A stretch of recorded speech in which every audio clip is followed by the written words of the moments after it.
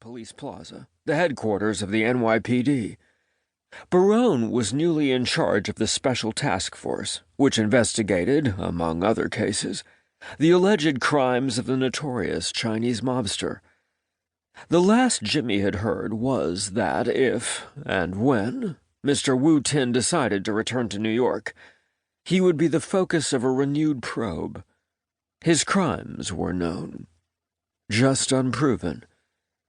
For now, radio silence reigned.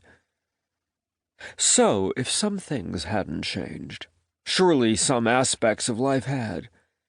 The easy answer was lots.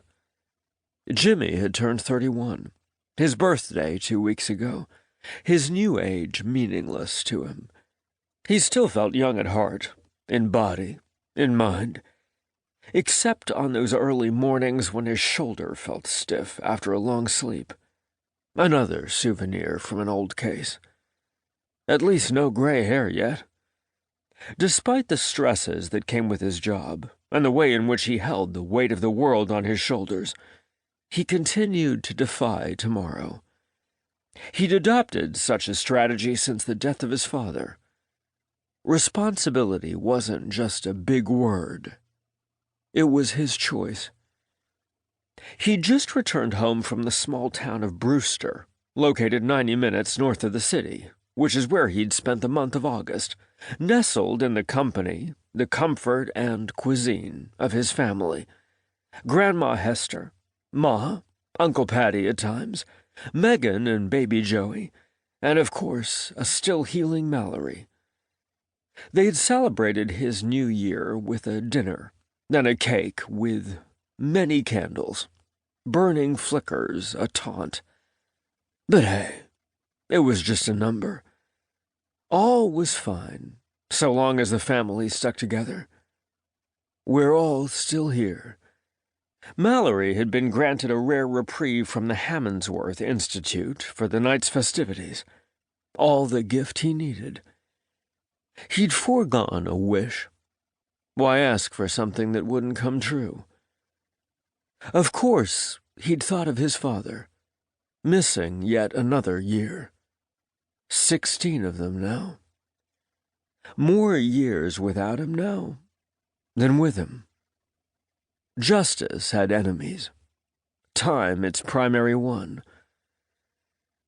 Who else wasn't there, stung too?